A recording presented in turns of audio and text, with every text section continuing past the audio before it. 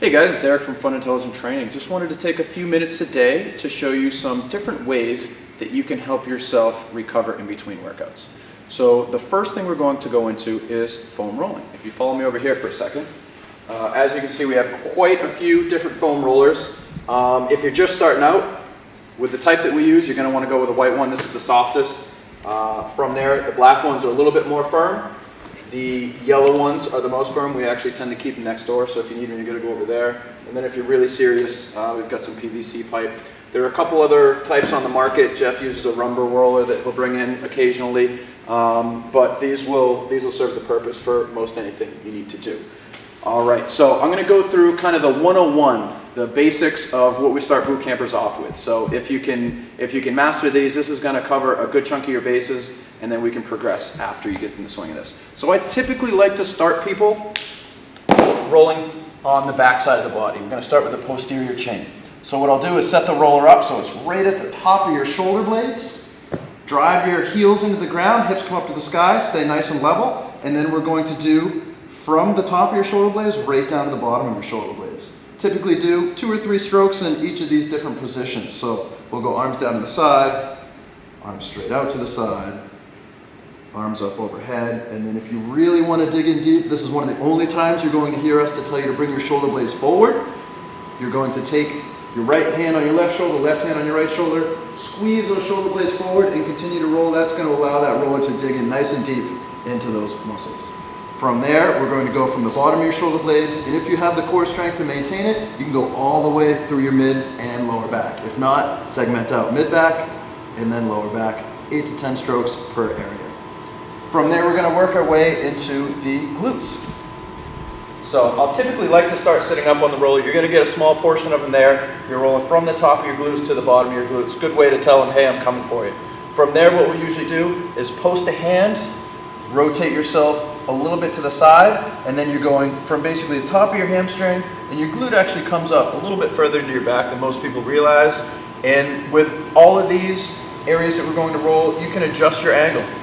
Pivot your hips a little bit and feel where you're going to get the most bang for your buck. So you're going to do, once again, 8 to 10 on the right side, 8 to 10 on the left side before we move on. From there, we're going to go to the hamstrings. So from the bottom of your glutes, right to the back of your knees. When you're doing this, you can point your toes out, you can point your toes in. That's going to change your angle there. All right, so with each of these, as I said, 8 to 10 strokes before you move on. And then with your calves, it's a very similar concept. You can go right from your Achilles all the way up to the back of your knees. Sometimes you may need to reposition yourself as you do it. And then I'll typically go from the bottom up when we move to the front of your body. Never roll over your kneecaps, okay? That's very, very important you remember that. So we're going to start with your shins, work on those anterior tibialis muscles. Once again, you can point your toes in, you can point your toes out. It's going to give you a little bit of a difference in how you do it. From there, you're going to remove all of your weight from the roller, reposition, so that the roller is just above your knees. I'll typically do my quads in a plank position. And now from here, you're going to roll from the top of your knees right up to the front of your hips. You will know when it's time to stop, depending on your anatomy. It may be a little bit different, but you only make that mistake one time. Once again, here you can point your toes in, you can point your toes out to change the emphasis of that area. Now, the last thing we're going to go over today is the IT band. So I want you to pay very close attention to how I set this up. If you have not done this before, you're going to want to do this very, very specifically. It can be quite uncomfortable. You're going to start with the roller right by your hip. Lower leg remains straight. Top leg, you want to bring that foot in nice and close to your hip. Knee on top of your heel.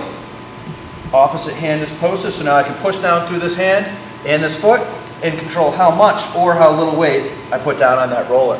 So from here, we're going to roll from your hip right down to the side of your knee, just above that knee. Okay? Once again, we don't want to roll over the knee. And then once you get the hang of that, there are a bunch of different ways that we can progress this, make it more challenging for you. We will go into those in subsequent videos. So once again, foam rolling is going to help to significantly reduce the recovery time that you need in between workouts. It's going to reduce the amount of muscle soreness, increase blood flow, get rid of all that lactic acid. Great stuff. You can pick these up all over the place. They're usually 25 to 30 bucks and up in the stores. We do carry them here for cheaper, and these are in use many times a day. They last us really well. So let us know if you're interested in one of these, or as I said, you can pick them up at your local sporting goods store. Let us know if you guys have any questions, and stay tuned for some more advanced exercises. All right, guys, moving on from the traditional foam roller, we can work in the more specific tight areas with some smaller implements. The foam roller is really good for some general SMR, self-myofascial release, but if you have a particularly sensitive area, it's hard to get in there sometimes with that roller. So we're going to go over a couple different size balls here. This is just a small medicine ball, and this would work really well on my back if I had a particularly tender area on my back that I needed to work into.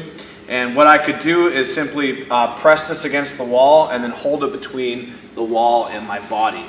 So I would simply put it behind me, and if I wanted a little more pressure, I would just walk my feet out so I could put a little bit more of my body weight in there and really work out those small muscles near my spine or maybe under a shoulder blade. If this isn't enough, I can move to a tennis ball. The tennis ball is good because it can get into a small area, but it still has a little bit of a give to it. And I can use this on my back or on my shoulder. I would place it again between my body and the wall. And I would just roll very slowly in those really tight areas. And then the more pressure I needed, the harder I would push into that wall. My personal favorite, the lacrosse ball. This is really good because it's rubbery and it helps grip. As you can see, that tennis ball kind of slipped out on me. And it doesn't have as much give as the tennis ball does, so it's really going to work out those tight areas. Pretty uncomfortable, but definitely worth it in the long run. So a couple demonstrations of what we can do. This is really good for working in the pec area, which is tough to get with a foam roller. So I'm going to put my arm up on the wall, and that's going to kind of stretch out my pec muscle. And then I'm going to pinch that ball between the wall and myself and really dig into that area. And just like when we foam roll, we're going to go about 8 to 10 passes. Obviously with this ball, the range of motion is much shorter, so we're not making these big sweeping motions. We're just going to stay pretty concentrated around that tight area, about a 2 to 4 inch area. And if I have a really tight spot, I can kind of hold it there, give myself a 5 count, and then I would go and do the other side. Same thing with the back. I can put this behind my body here and just roll a tight area out. You can lay on this on the floor. Extremely tough because it's hard to take a lot of your body weight off of the ball, and it makes it, it really digs in there. Helps a lot, but definitely not the most comfortable thing. So those are some options beyond the foam roller. And a lot of the stuff people might have laying around their house. Alright guys, so we've shown you a couple of different ways to do some self-myofascial release. We're going to go over a couple of other ways to help yourself recover that are a little bit easier you can do at home. So first things first, stretching. Obviously we do it quite frequently here in cool downs, but you guys want to be doing that at home. You want to be doing full body stretching. You want to be doing at least daily, if not multiple times a day. If there are certain areas that you're really having issues with, you probably want to spend some more time on those areas than others. And we'll start posting up some more stretching information as we go on. And in regards to stretching, I will say that building a strong athlete is easy. Building good endurance is easy. Working with someone that's really inflexible and immobile, very challenging. That's something you can do at home, like Eric said, and you should really devote at least 10 to 15 minutes a day to it because it'll make your life better in the gym and make our coaching job a lot easier as well. Another thing you can do at home, and what I like to use a lot, is a contrast shower. So what I'll usually do is I'll take a regular shower, I'll wash my hair, condition, exfoliate, and after that I will cycle between hot and cold water. And what this does is it helps promote blood flow, which gets fresh oxygenated blood into your muscles to help reduce soreness and stiffness. Now I usually do about a minute per cycle, so a minute hot, minute cold, and I always end on cold That way it helps reduce inflammation. If you end on hot and you have a lot of soreness, it can cause inflammation, and we want to avoid that. You can do shorter or longer cycles. That's really up to you. And I usually tend to do about 4 to 6 cycles. And again, that can vary depending on how sore you are. Then the next thing is very, very important, but also probably the easiest thing, and that is rest. First of all, everyone is going to need different amounts of rest. If you're just starting out, you may need multiple days in between your workouts, where we have some people that work out 6 days a week. So that depends on the person, on the athlete, on the training program, and how well you do all these other recovery things. But as part of that is something that we call active recovery. Now, most people won't really think about it this way, but active recovery is actually very, very important. And those are things like walking, hiking, doing lower impact, lower intensity activities that are going to promote blood flow, get your body moving, and help to flush out all of that nastiness, all that lactic acid and bad stuff that's going on in your body. So that's something that you really, really want to do anyways, is every day get out and move, do something you enjoy doing, so then you will do it more consistently. Absolutely. And last but certainly not least, in fact, probably one of the most important things is nutrition. Now, you might not think of nutrition as part of your recovery process, but we do have a lot of clients whose goal is to drop body fat. And as such, a lot of times they restrict the amount of calories that they're taking in.